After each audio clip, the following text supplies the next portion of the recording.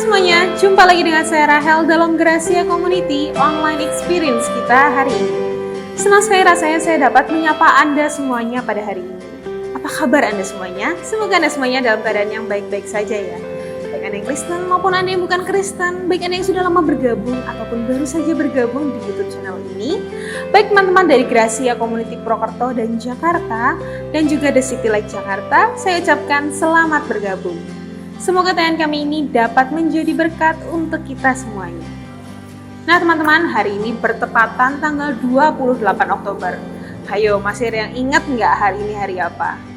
Ya, hari ini adalah hari Sumpah Pemuda.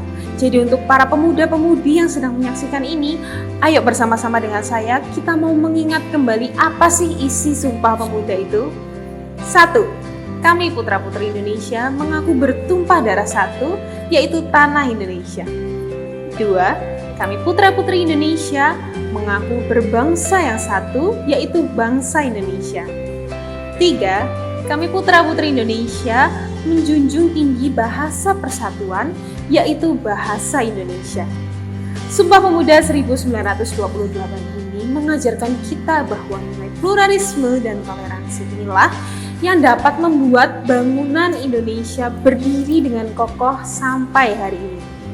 Indonesia dengan berbagai macam suku, ras, budaya, dan agama dapat menjadi satu kesatuan di bawah naungan Negara Kesatuan Republik Indonesia adalah sebuah berkat yang luar biasa yang diberikan oleh Tuhan untuk bangsa ini.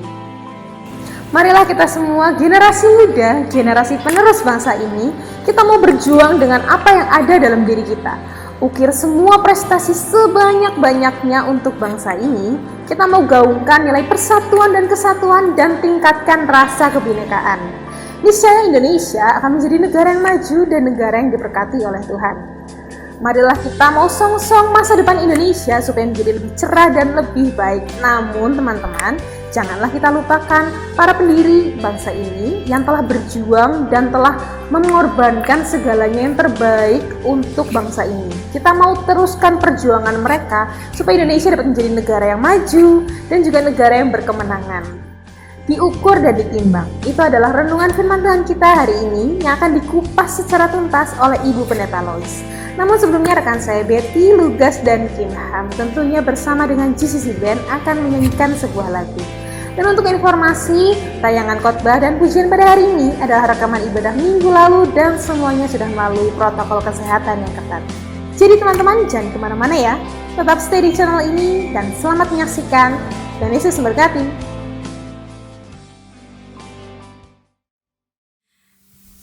Firman Tuhan berkata, karena begitu besar kasih Allah akan dunia ini, sehingga ia mengaruniakan anaknya yang tunggal, supaya setiap kita yang percaya beroleh hidup yang kekal. Mari naikkan ucapan syukur kita buat pengorbanan Tuhan. Terima kasih Tuhan.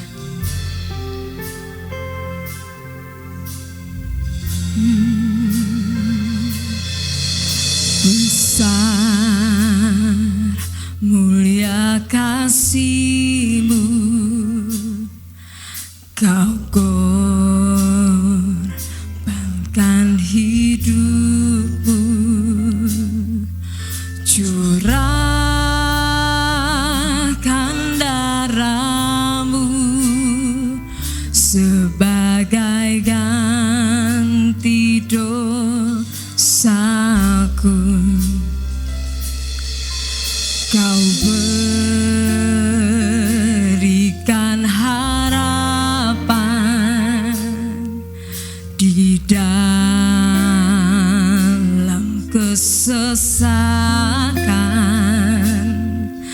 Akulah perbuatan-Mu, Yesus Tuhan penebusku.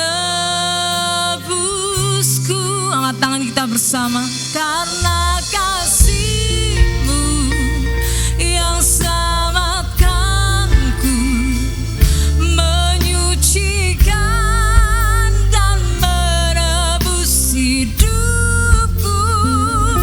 Ku naikkan syukur buat pengorbanan-Mu, Maha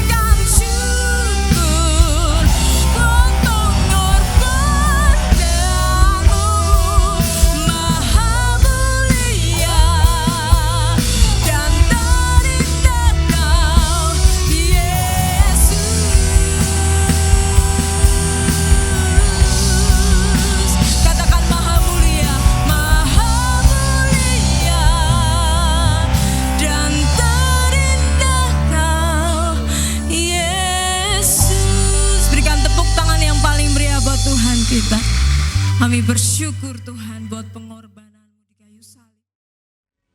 Bersyukur kepada Tuhan karena hari ini kita bisa beribadah lagi bersama-sama. Walaupun tadi cuaca hujan deras ya, paginya terang benderang, panas, tiba-tiba hujan. Tapi kita harus tetap bersyukur karena Tuhan sudah memberikan kita kekuatan dan kesehatan. Amin. Haleluya. Ada seorang guru yang memiliki ambisi untuk jadi kepala sekolah. Nah, selama beberapa tahun guru ini menyesuaikan diri sebagai pengajar dan selanjutnya dia selalu melakukan tugas-tugas sehari-harinya sebagai guru itu dengan baik. Kemudian dia merasa bahwa dirinya itu sudah cukup layak untuk jadi kepala sekolah. Nah, satu ketika dia mendengar ada lowongan untuk jadi kepala sekolah, lalu dia mengajukan lamaran, tetapi ditolak. Berkali-kali dia mengajukan lamaran untuk jadi kepala sekolah, ditolak, dan ditolak. Nah, saudara-saudara, satu saat dia mendengar bahwa kawannya yang pengalamannya itu lebih sedikit, tiba-tiba diangkat jadi kepala sekolah. Lalu dia bertanya kepada ketua yayasan, mengapa kok bisa terjadi seperti itu? Anda keliru karena Anda sudah memilih orang yang pengalamannya sedikit. Sedangkan aku, pengalamanku sebagai guru selama 15 tahun. Tapi engkau tidak memilih aku untuk jadi kepala sekolah. Lalu apa jawab ketua yayasan?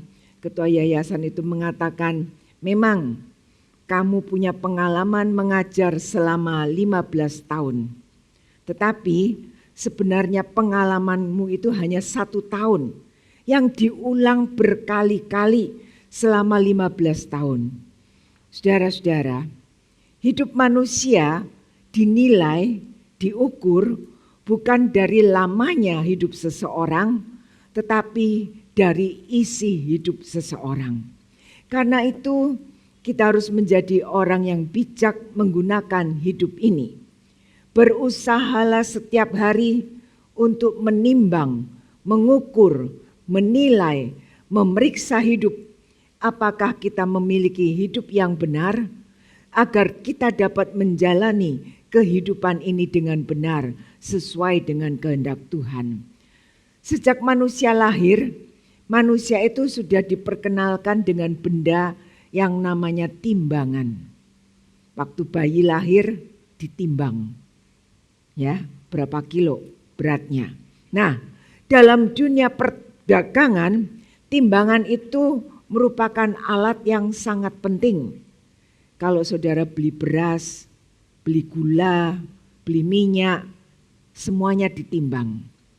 Dengan ditimbang akan ada harga atau nilai yang tepat yang harus kita bayar. Beli kain juga ditimbang, naik pesawat terbang. Saudara juga tidak bisa seperti orang pulang kampung bawa barang semaunya sendiri, tidak. Semuanya ditimbang. Kalau kelebihan disuruh bayar, ya, atau disuruh tinggal. Nah, kalau kita beli perhiasan itu juga ditimbang. Jadi timbangan itu sangat luas gunanya. Mulai dari barang yang paling kecil sampai barang yang paling besar, semuanya memerlukan timbangan. Saudara-saudara, hidup kita pun harus diperlengkapi dengan timbangan. Hidup kita perlu diukur. Hidup kita perlu dinilai. Hidup yang tidak dilengkapi dengan timbangan merupakan hidup tanpa kontrol dan hidup itu akan ceroboh. Sehingga saat melakukan kesalahan tidak bisa merasakan kalau dia sudah bersalah dan lebih suka menyalahkan orang lain. Tidak bisa melihat kekurangan diri sendiri tetapi mahir melihat kekurangan orang lain. Kita akan memeriksa sebuah contoh dalam Daniel pasal 5 ayat 1 sampai 30. Ayat ini panjang, nanti bisa saudara baca di rumah ya. Yang akan kita baca adalah ayat 22 sampai 28. Kita akan baca ayat ini bersama-sama. Mulai. Tetapi tuanku Belsasar anaknya tidak merendahkan diri, walaupun tuanku mengetahui semuanya ini. Tuanku meninggikan diri terhadap yang berkuasa di surga, perkakas dari baitnya dibawa orang kepada tuanku. Lalu tuanku serta para pembesar tuanku, para istri dan para gundik tuanku telah minum anggur dari perkakas itu. Tuanku telah memuji-muji dewa-dewa dari perak dan emas, dari tembaga, besi, kayu dan batu, yang tidak dapat melihat atau mendengar atau mengetahui, dan tidak tuanku muliakan Allah yang menggenggam nafas tuanku dan menentukan segala jalan tuanku. Sebab itu ia menyuruh punggung tangan itu dan dituliskanlah tulisan ini. Maka inilah tulisan yang tertulis itu, Mene tekel Upharsin. Dan inilah makna perkataan itu, Mene, masa pemerintahan tuanku dihitung oleh Allah dan telah diakhiri.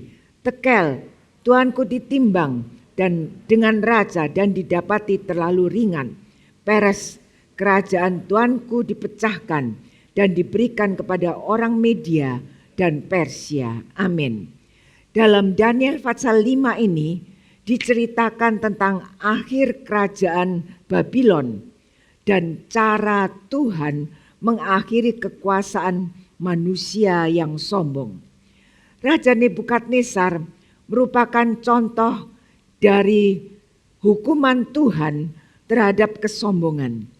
Nebukadnezar membutuhkan waktu untuk belajar rendah hati, mengakui kekuasaan Tuhan, karena akibat kesombongan Nebukadnezar itu sangat besar. Kalau kita baca dalam Daniel pasal 4 ayat 32, di situ dikatakan Nebukadnezar karena kesombongannya dihalau dari antara manusia dan jadi seperti binatang. Saudara-saudara, kekuasaan Nebukadnezar kemudian digantikan oleh cucunya Belsasar. Tetapi Belsasar ini juga tidak belajar dari sejarah nenek moyangnya. Dia adalah raja yang sombong, tidak memelihara kehidupannya dengan kerendahan hati.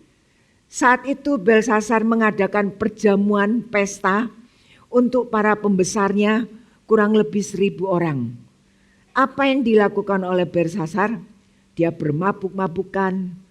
Dalam kemabukannya itu dia mengambil alat-alat dari bait suci, perkakas emas, perak, yang pernah diambil oleh Nebukadnezar dari bait suci di Yerusalem, dan itu dipakai pesta oleh Belsasar. Dipakai bermabuk-mabukan, dipakai untuk memuja dewa. Nah, dengan memakai perkakas atau alat-alat bait suci, Belsasar telah menghina Allah yang esa dan benar. Dan saat pesta pora itu tampak jari-jari tangan yang menulis di dinding raja. Raja melihat jari tangan yang bisa menulis, raja itu takut. Dia juga tidak mengerti apa arti tulisan itu. Raja memanggil orang-orang yang pintar, tapi semuanya tidak bisa mengartikan tulisan itu. Lalu Purmaisuri datang dan memberitahukan ada seorang pemuda yang penuh dengan roh para dewa, memiliki akal budi yang sangat cerah, memiliki hikmat yang luar biasa, dan pada zaman Nebukadnezar sudah diangkat jadi kepala semua orang yang berilmu. Orang itu bisa mengartikan apa arti tulisan itu.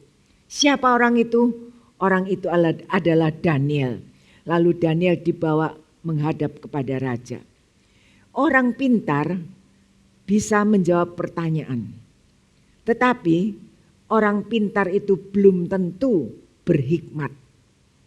Belum tentu memiliki hikmat. yang dapat memecahkan dan menyelesaikan permasalahan. Karena itu kita perlu sekali hikmat dan pengetahuan dari Tuhan.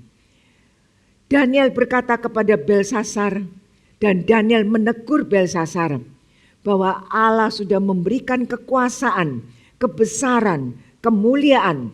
Tetapi Nebukadnezar ayah tuanku itu sombong. Sehingga Allah membuatnya jatuh dari tahta kerajaan, kemuliaannya dicopot, dia dihalau dari manusia dan dijadikan sama seperti binatang. Dari kemuliaan jadi kehinaan.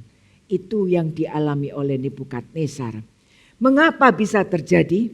Karena Nebukadnezar tidak menghargai anugerah Allah. Belsasar tahu apa yang terjadi dengan moyangnya, tetapi Belsasar tidak sadar dan tidak mau insyaf. Ya, akhirnya karena dia tidak mau menarik pelajaran dari sejarah ayahnya, Belsasar harus menerima tulisan yang di dinding itu yang berkata menai tekel ufarsin. Apa arti tulisan itu?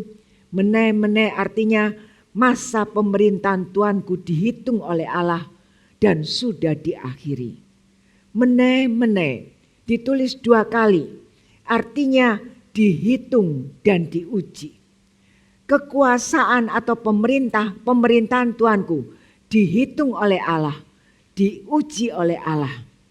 Saudara-saudara, Allah menguji dan menghitung kerajaan Babel. Umur raja, kerajaannya, kekuasaannya dihitung oleh Allah. Dan umur raja itu dan kekuasaannya itu diakhiri oleh Allah. Umur kita pun dihitung oleh Tuhan. Kita juga menghadapi ujian dari Tuhan. Ditentukan oleh Allah dan suatu saat juga akan berakhir. Tekel artinya ditimbang, diukur dengan raca dan didapati terlalu ringan.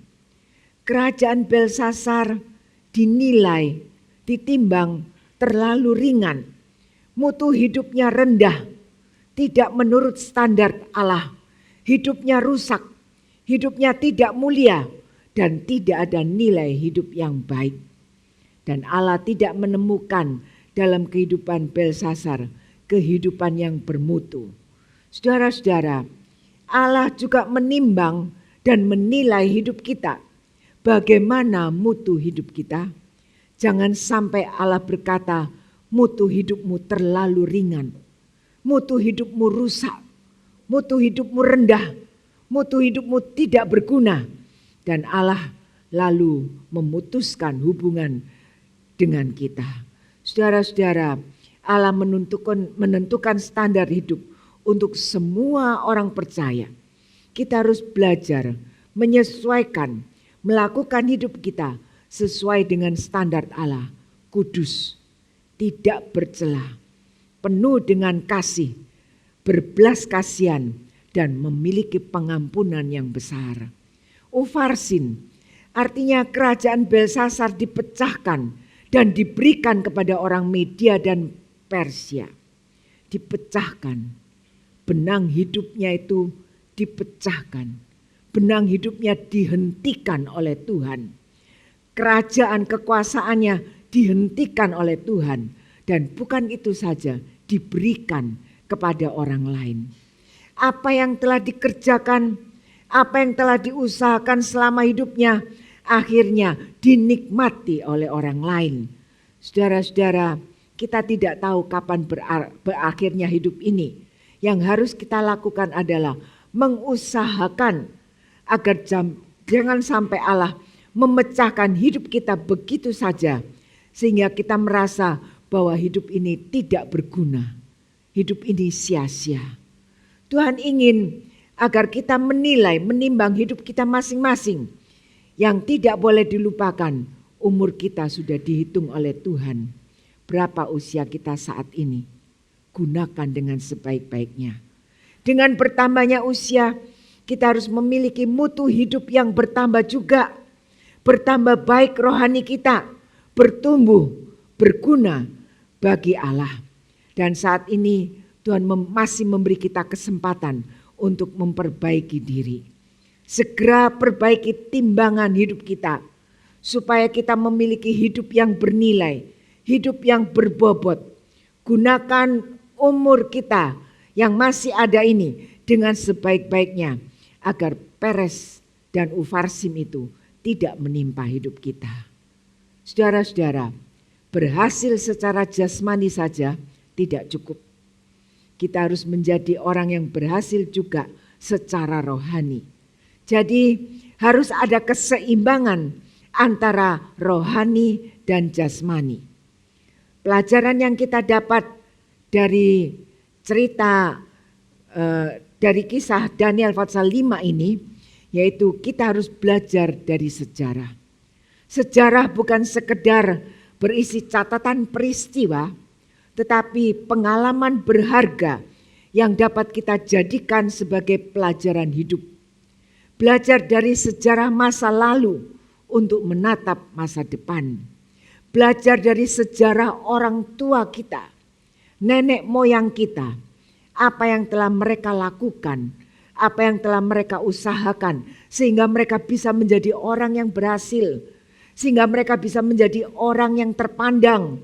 Kita harus bisa mengambil pelajaran dari sejarah seperti itu. Masa silam bukan sebatas hitungan masa tanpa makna, tetapi sebuah pembelajaran untuk kita melangkah ke depan masa yang akan kita jalani. Untuk belajar dari sejarah, yang pertama, kita tidak boleh sombong. Daniel pasal 5 ayat 20, di situ dikatakan Belsasar menjadi tinggi hati, keras kepala, angkuh, lalu ia dijatuhkan dari tahta kerajaannya dan kemuliaannya diambil daripadanya. Belsasar rupanya tidak belajar dari sejarah nenek moyangnya. Dia lupa bahwa ayahnya pernah dihukum oleh Tuhan sehingga hidup seperti hewan. Saudara-saudara, kekuasaan yang dimiliki oleh Belsasar membuat dia tidak takut kepada siapapun. Bahkan kepada Allah pun dia tidak takut. Sungguh mengerikan akibat yang harus diderita oleh Belsasar karena kesombongannya itu. Kita perlu belajar dari tokoh kehidupan Alkitab ini. Baik keteladanannya maupun kesalahan yang mereka lakukan. Jangan sampai kita jatuh dalam kesalahan yang sama. Biarlah hidup kita terus diasah sehingga semakin sepadan dengan kebenaran dari Allah. Presiden Soekarno pernah berkata dan mengingatkan, jangan lupa dengan jas merah, yang merupakan singkatan dari jangan sekali-kali melupakan sejarah. Benar juga, karena sejarah itu merupakan catatan apa yang terjadi di masa lalu, entah baik atau buruk. Orang tua kita punya catatan sejarah. Kita hidup sejak kita lahir, kita pun punya catatan sejarah. Karena itu apa yang dicatat dalam sejarah hidup kita, baik, buruk, semua tertulis. Dan kita harus berhati-hati. Kalau kita mempunyai catatan yang buruk, jangan biarkan catatan buruk itu mempengaruhi hidup kita. Tapi kita harus hentikan catatan yang buruk itu dan mengganti dengan catatan yang baik dari kehidupan ini. Alkitab menceritakan keberhasilan tokoh-tokoh Alkitab, tetapi juga menceritakan keburukannya. Sejarah adalah salah satu guru yang paling berharga dalam kehidupan kita, terutama dalam sejarah kehidupan sehari-hari. Saudara-saudara, sejauh mana kita belajar dari sejarah kehidupan? Apakah kita cukup belajar dari sejarah nenek moyang kita? Tidak. Ya, kita harus belajar dari sejarah nenek moyang kita. Kita juga harus belajar dari sejarah kehidupan kita sendiri. Banyak orang tidak sadar dan melakukan kebodohan. Tanpa sadar sering melupakan dan tidak mau belajar dari sejarah dan menjadi sombong.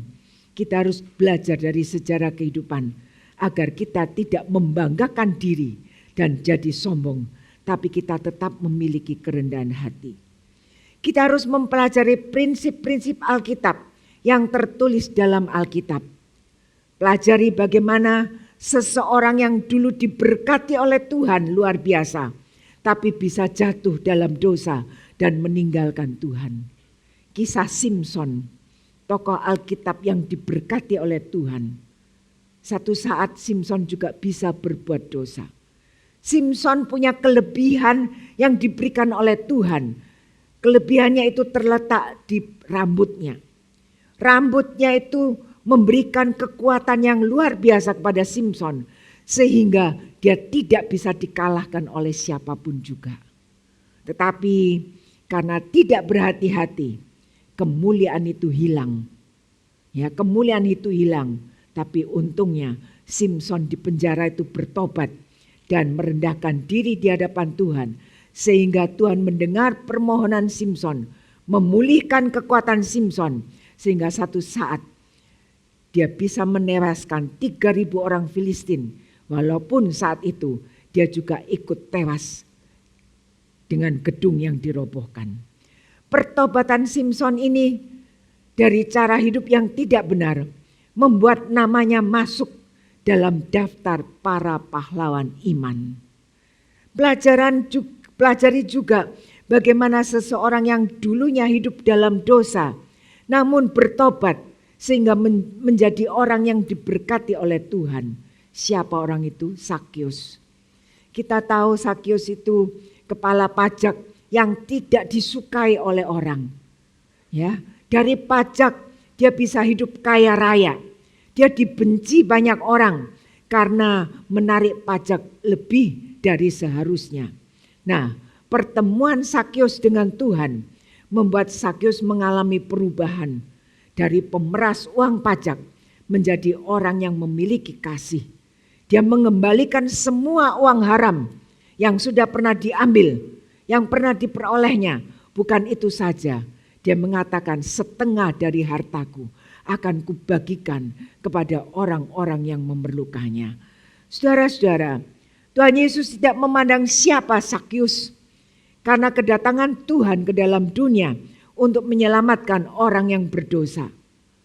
Kerinduan Sakyus untuk bertemu dengan Tuhan membuat dirinya mendapat pengampunan dosa dan mendapat keselamatan bagi jiwanya. Perhatikan, pelajari semua yang tertulis dalam Alkitab dan kita akan menjadi orang yang bijaksana. Kita tidak perlu menjadi orang yang sombong. Tuhan hanya memerlukan orang yang bijaksana melakukan kehidupannya. Kita juga harus membagikan hikmat dan kebijaksanaan kepada orang lain, terutama kepada generasi kita, keluarga kita, anak-anak kita, orang yang di bawah kita, untuk dapat menjadi orang yang bijak dan berhikmat. Jangan sombong. Yang kedua, seberapa besar kita menghargai kekudusan Allah. 1 Petrus pasal 1 ayat 15 sampai 16 mengatakan, tetapi hendaklah kamu menjadi kudus di dalam seluruh hidupmu, sama seperti Dia yang kudus, yang telah memanggil kamu, sebab ada tertulis, kuduslah kamu, sebab aku kudus. Arti kudus dalam bahasa Yunani disebut hagios, berarti dipisahkan, terpisah dari dosa, dan dengan demikian dikuduskan bagi Allah. Suatu makna untuk menjelaskan kualitas yang diperlukan untuk berdiri bersama dengan Allah dan untuk layak melayani Allah, yaitu hidup yang dikuduskan. Kudus artinya berbeda, tidak sama, ya, berbeda dari yang lain, yaitu bahwa kita milik Allah, orang yang sudah dipilih oleh Allah untuk suatu tugas ilahi, dipilih untuk hidup bagi Allah di dunia ini, harus memiliki hidup yang kudus. Ketaatan terhadap perintah Tuhan menunjukkan bahwa kita hidup tidak menurut selera kita, tapi kita hidup menurut selera Tuhan.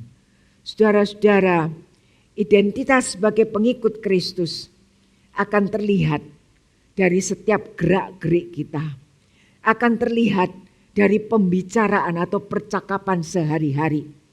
Kita sedang hidup di era yang penuh dengan tantangan. Banyak pengikut Yesus tidak berdaya menghadapi tantangan hidup ini, sehingga akhirnya menyerah. Tidak mampu lagi mempertahankan identitas sebagai pengikut Yesus. Tidak mampu mempertahankan kekudusan hidup, bahkan cenderung ikut arus kehidupan yang semakin hari semakin tidak jelas. Orang bisa bekerja, berusaha, berdagang, tidak salah. Ya, yang salah adalah bila kita tidak bisa mengelola keuangan dengan bijaksana, sehingga melakukan hal-hal yang membuat kerugian untuk diri kita sendiri, untuk keluarga kita, ya, mengalami kesulitan-kesulitan.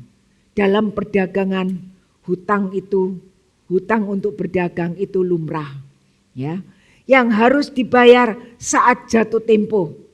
Yang tidak lumrah itu kalau orang itu berani berhutang dan sulit untuk membayar. Saudara-saudara, maraknya pinjol, utang kredit online, dan sejenisnya telah membuat banyak orang mengalami penderitaan. Saya mengingatkan ini berulang-ulang karena kita adalah orang-orang pilihan Allah yang dikuduskan oleh Tuhan. Karena itu jangan sampai kita mencemarkan diri kita dengan hal-hal yang sepele. Ya, hutang yang tidak bisa dibayar, pinjol. Ya, saudara-saudara, banyak keluarga muda berantakan karena pinjol. Melarikan diri, menyembunyikan diri, membuat keluarga mengalami penderitaan, harus mengalami perpisahan. Ini merupakan sesuatu yang menyedihkan.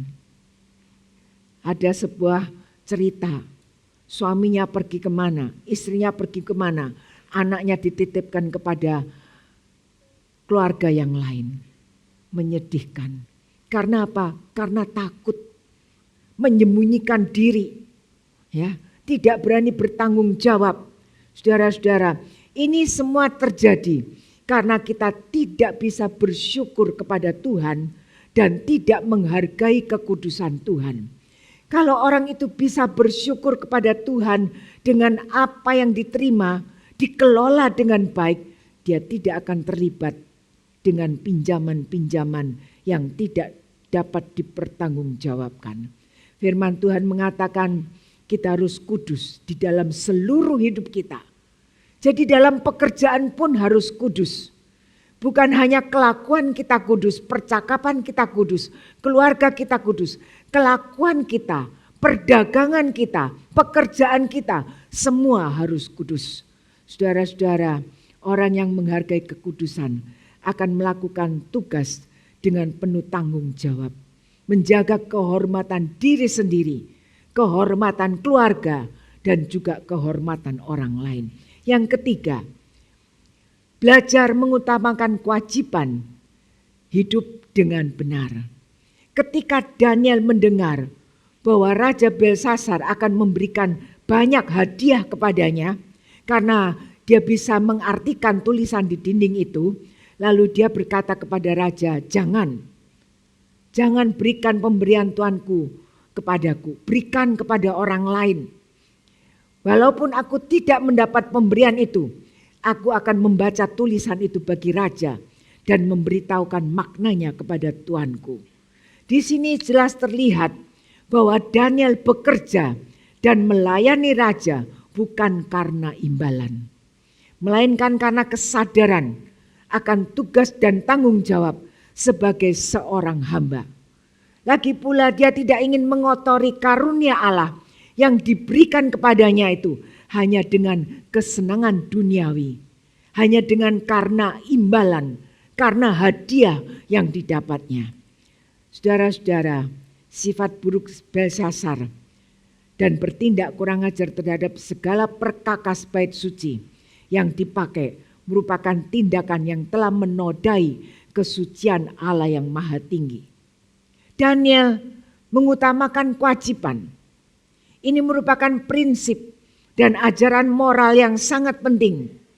Banyak orang seringkali menuntut haknya, namun mengabaikan kewajibannya. Dengan mengutamakan kewajiban dan bertanggung jawab atasnya, berkat Tuhan itu disediakan terus-menerus. Saat ini kita ditantang untuk meneladani tindakan Daniel dengan mengutamakan kewajiban daripada hak kita. Dalam kehidupan sehari-hari, apakah kita seorang pelajar, seorang ibu rumah tangga, seorang kepala keluarga, seorang volunteer Tuhan, seorang jemaat Tuhan, lakukan kewajiban kita dengan benar dan penuh tanggung jawab. Jangan sembrono dengan kehidupan dan tugas yang kita peroleh. Berkat Tuhan akan selalu menyertai saudara semuanya. Tuhan ingin agar kita benar-benar bisa menilai hidup kita, menimbang hidup kita masing-masing. Yang tidak boleh dilupakan adalah umur kita sudah dihitung oleh Tuhan. Berapa usia kita saat ini? Allah menguji. Apakah dalam usia ini kita sudah memiliki kehidupan yang baik, bermutu, berbobot, bernilai?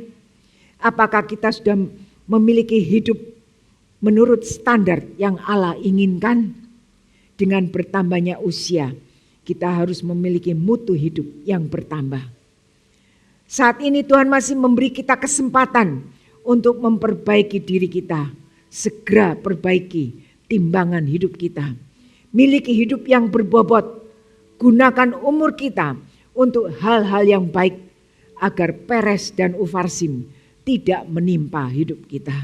Ingat, kita memiliki sejarah hidup yang harus kita bagikan kepada generasi sesudahnya.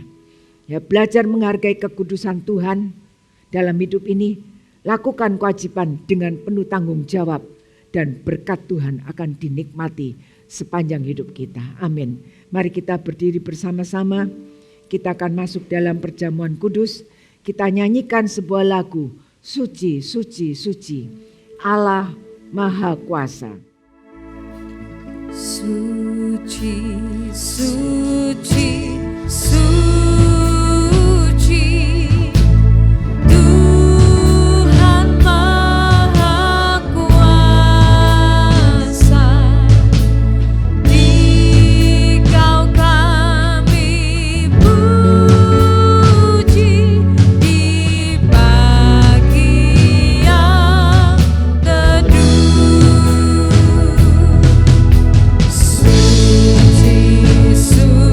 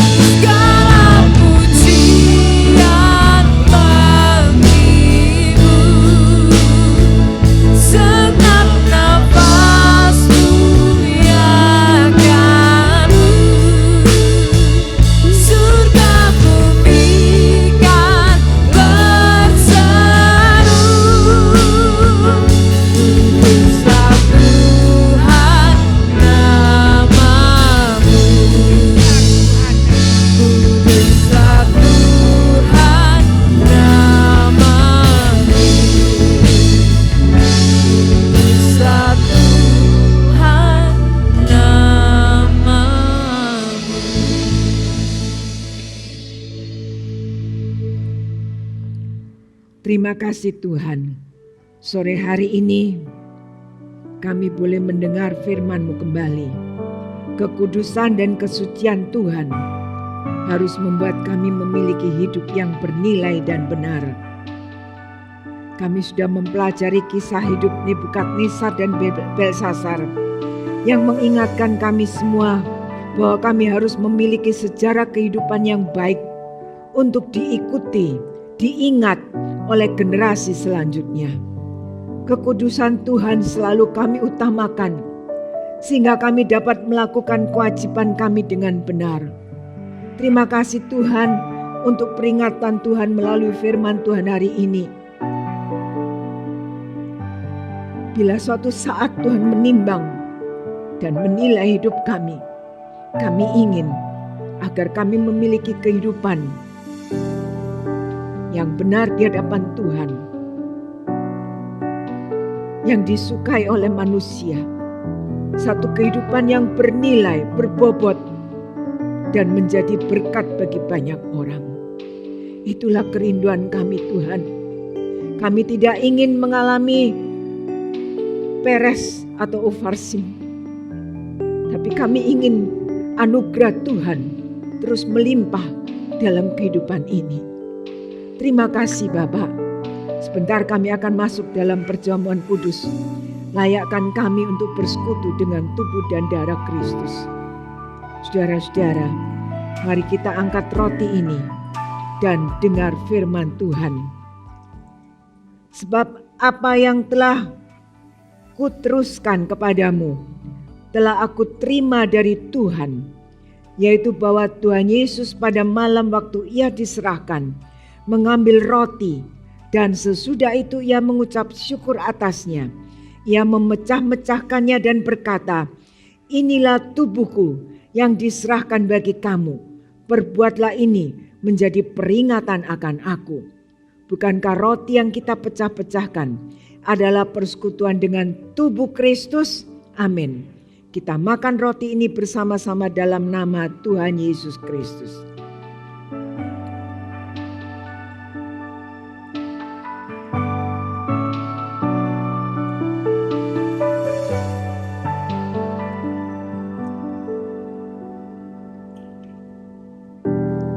Kita angkat cawan anggur dan dengar firman Tuhan. Demikian juga ia mengambil cawan sesudah makan lalu berkata, "Cawan ini adalah perjanjian baru yang dimeteraikan oleh darahku. Perbuatlah ini setiap kali kamu meminumnya menjadi peringatan akan aku. Sebab setiap kali kamu makan roti ini dan minum cawan ini, kamu memberitakan kematian Tuhan sampai ia datang." Bukankah cawan pengucapan syukur yang atasnya kita ucapkan syukur adalah persekutuan dengan darah Kristus? Amin. Kita minum anggur ini bersama-sama dalam nama Tuhan Yesus.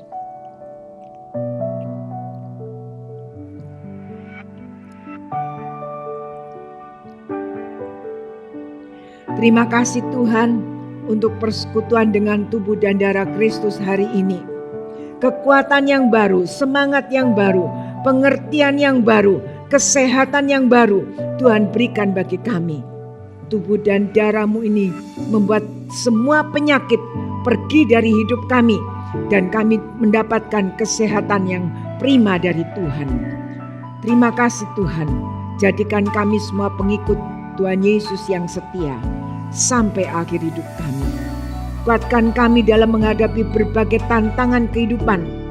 Beri kami hikmat-Mu, beri kami kemampuan untuk menghadapi semuanya itu, agar saat Tuhan menilai, mengukur, menimbang hidup kami, Tuhan puas dengan apa yang kami lakukan. Tuhan memberkati semua jemaat yang hadir pada hari ini. Tuhan memberkati semua volunteer yang sudah terlibat dalam pelayanan hari ini. Tuhan memberkati gereja Tuhan di tempat ini. Tuhan juga memberkati hamba-Mu yang telah menyampaikan firman Tuhan.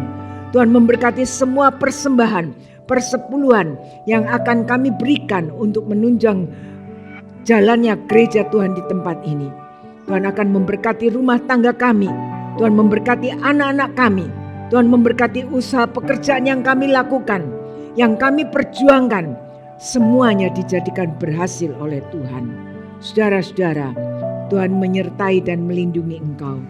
Tuhan menyinari engkau dengan wajah-Nya dan memberikan kasih karunia. Tuhan menghadapkan wajah-Nya kepadamu dan memberikan damai sejahtera. Berkat dari Allah Bapa, Allah Anak dan Allah Roh Kudus menyertai mulai hari ini sampai Maranatha Tuhan Yesus datang kembali yang kedua kalinya. Bersama-sama kita katakan dalam nama Tuhan Yesus Kristus, Juru Selamat kami sudah berdoa. Amin.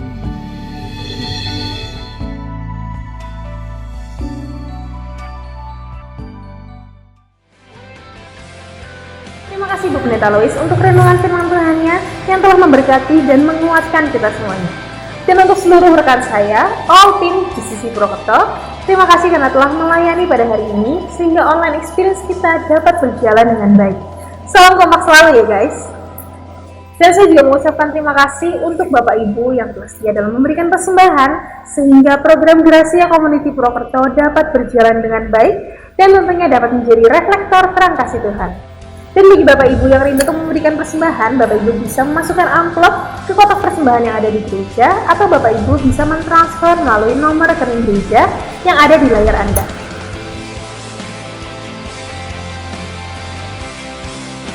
Nah Bapak Ibu, walaupun pandemi ini sudah mereda, tapi kita jangan kendor ya Bapak Ibu. Kita mau terus mematuhi protokol kesehatan dengan memakai masker saat kita berada di luar rumah, mencuci tangan dengan sabun, dan tentunya menghindari kerumunan. Melindungi diri Anda, keluarga, dan Indonesia. Saya Rahel, sampai jumpa dalam online experience kita Jumat depan. Tuhan Yesus berkati.